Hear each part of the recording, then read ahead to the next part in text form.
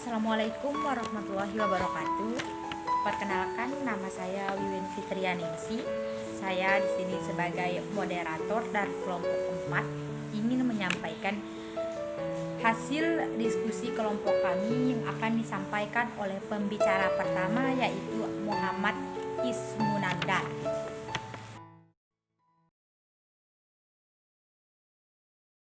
Assalamualaikum warahmatullahi wabarakatuh. Perkenalkan, nama saya Muhammad Ismunandar dari kelompok 4. Di sini saya akan menjelaskan apa itu syariah, pengertian fikih, persamaan syariah dan fikih, dan perbedaan syariah dan fikih. Oke, yang pertama yaitu pengertian syariah. Syariah secara bahasa artinya jalan yang dilewati untuk menuju sumber air. Secara bahasa, kata syariah juga digunakan untuk menyebut mazhab atau ajaran agama. Syariah bisa juga disebut sebagai aturan dan undang-undang agama. Secara istilah, syariah Islam adalah semua aturan yang Allah turunkan untuk para hambanya, baik masalah akidah, muamalah, adab, maupun akhlak manusia. Allah berfirman, "Kemudian aku jadikan kamu berada di atas suatu syariat peraturan dari urusan agama itu, maka ikutlah syariat itu." Quran Surat Al-Jathiyah ayat 18. Selanjutnya ada keistimewaan syariat Islam, antara lain yang pertama, sumber dari Sang Pencipta, Tuhan semesta alam, sehingga mutlak benar. Yang kedua, terjaga dari perubahan karena Allah menjaga sumbernya sendiri. Yang ketiga, mencakup semua aspek kehidupan manusia. Yang keempat, menjadi keputusan andil untuk setiap kasus sengketa manusia. Selanjutnya ada pengertian fikih. Fikih adalah salah satu bidang ilmu dalam syariat Islam yang secara khusus membahas persoalan hukum yang mengatur berbagai aspek kehidupan manusia, baik kehidupan pribadi, bermasyarakat, maupun kehidupan manusia dengan Tuhannya. Beberapa ulama fikih seperti Imam Abu Hanifah mendefinisikan fikih sebagai pengetahuan seorang muslim tentang kewajiban dan haknya sebagai hamba Allah. Fikih membahas tentang cara bagaimana beribadah, tentang prinsip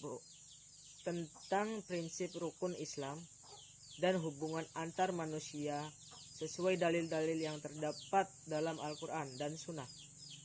Terdapat 4 mazhab dari Sunni, 1 mazhab dari Syiah, dan Khawarij yang mempelajari tentang fikih.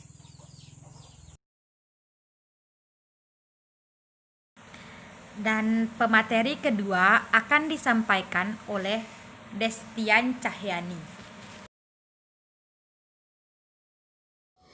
Persamaan dan perbedaan syariah dan fikih.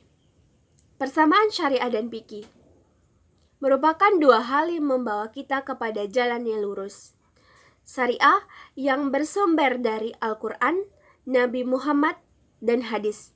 Sedangkan fikih yang bersumber dari para ulama dan ahli fikih, tetapi tetap merujuk pada Al-Quran dan hadis. Perbedaan syariah dan fikih terbagi menjadi beberapa bagian. Yang pertama, perbedaan dalam objek, syariah dan fikih. Syariah meliputi bukan hanya batin manusia objeknya, akan tetapi juga lahiriah manusia dengan Tuhannya. Fikih objeknya peraturan manusia, yaitu hubungan lahir antar manusia dengan manusia dan manusia dengan makhluk lain. Yang kedua, perbedaan dalam sumber pokok, syariah dan fikih.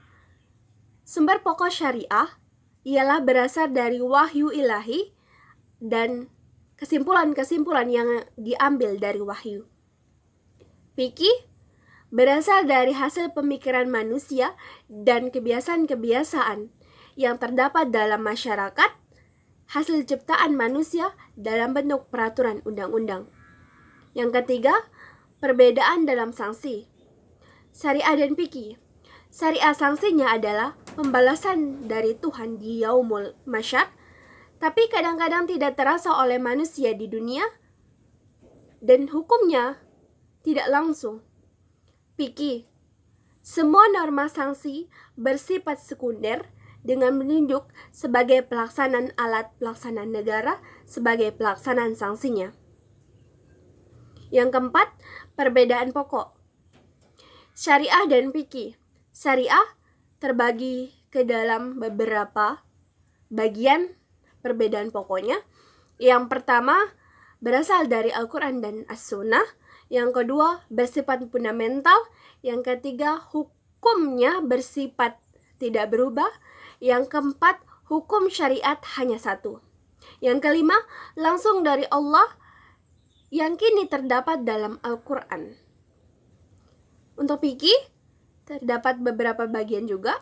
Yang pertama, karya manusia yang bisa berubah. Yang kedua, bersifat fundamental. Yang ketiga, hukumnya dapat berubah. Yang keempat, banyak berbagai.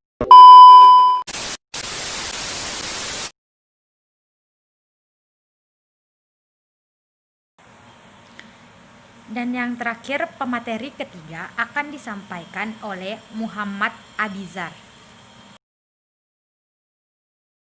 Pembahasan yang ketiga yaitu hukum Islam. Menurut Hasbi Hasidik menyatakan bahwa hukum Islam yang sebenarnya tidak lain daripada fikih Islam atau syariat Islam, yakni koleksi daya upaya para fuqaha dalam menerapkan syariat Islam sesuai dengan kebutuhan masyarakat. Bagian yang pertama, ruang lingkup hukum Islam. Penjelasannya ada di papan. Yang pertama, munakahat. Yang kedua, wirasa. Yang ketiga, muamalat. Yang keempat, jinayat. Yang kelima, al-ahkam. Yang keenam, syiar. Dan yang ketujuh, mukassamat. Terus yang kedua adalah tujuan hukum Islam. Yang pertama, mendidik individu agar mampu menjadi sumber kebajikan bagi masyarakat dan tidak menjadi sumber malapetaka bagi orang lain. Yang kedua, menegakkan keadilan di dalam masyarakat secara internal di antara sesama umat Islam maupun eksternal antar umat agama lain.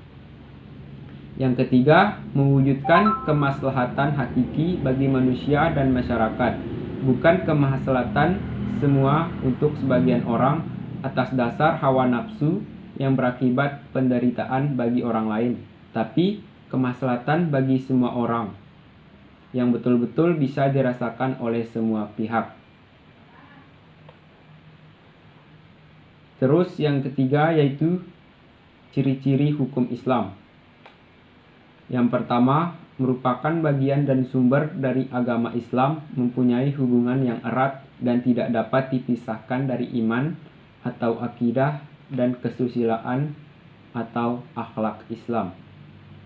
Yang kedua, mempunyai dua istilah kunci yakni syariah dan fikih.